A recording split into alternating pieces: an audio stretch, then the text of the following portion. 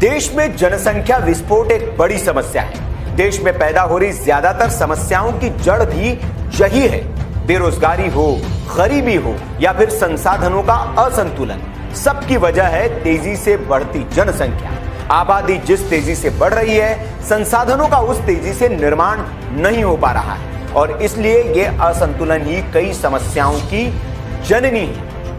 सरकार ने परिवार नियोजन कार्यक्रम के जरिए लोगों को समझाने और जागरूक करने की भरपूर कोशिशें की, लेकिन कुछ लोग हैं जो समझने को तैयार ही नहीं है। अभी भी ये लोग 10-10 बच्चे पैदा कर रहे हैं, भले ही उन बच्चों को वे सम्मानजनक और सुविधाजनक जिंदगी न दे पा रहे हैं।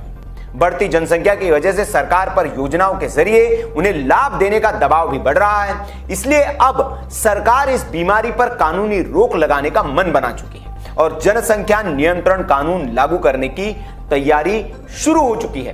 प्रधानमंत्री नरेंद्र मोदी ने भी 15 अगस्त को लाल किले की प्राचीर से इस ओर इशारा दिया था और लोगों से कहा था कि वे जनसंख्या को नियंत्रित करें और कम बच्चे पैदा करें। सबसे पहले अब इसे असम सरकार ने अपने यहां लागू करने का ऐलान कर दिया है। असम के मुख्यमंत्री हिमंत बिस्वा शर्मा ने ऐलान कर दिया है कि राज्य सरकार की योजनाओं का लाभ लेने के लिए 2 बच्चों की नीति को वे लागू करने जा रहे हैं। घोषणा के मुताबिक अगर कर्ज माफी या दूसरी राज्य सरकार की योजनाओं का लाभ लेना चाहते हैं तो इस नीति का पालन करना ही होगा। जो लोग इस नीति का पालन नहीं करेंगे उन्हें सरकारी सुविधाओं से वंचित कर दिया जाएगा।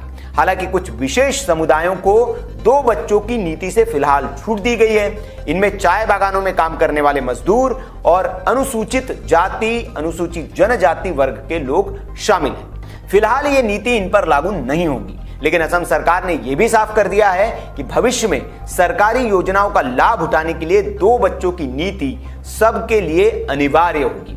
असम के मुख्यमंत्री हेमंत बिस्वा शर्मा ने यह भी साफ किया है कि 2 बच्चों की नीति असम में चल रही सभी योजनाओं पर तुरंत ही लागू नहीं होगी, क्योंकि कई योजनाएं केंद्र सरकार की ओर से चलाई जाती है, जैसे कि स्कूल कॉलेज में मुफ्त शिक्षा या प्रधानमंत्री आवास योजना के तहत आवास जैसी योजनाओं में ये नीति फिलहाल लागू नहीं होगी।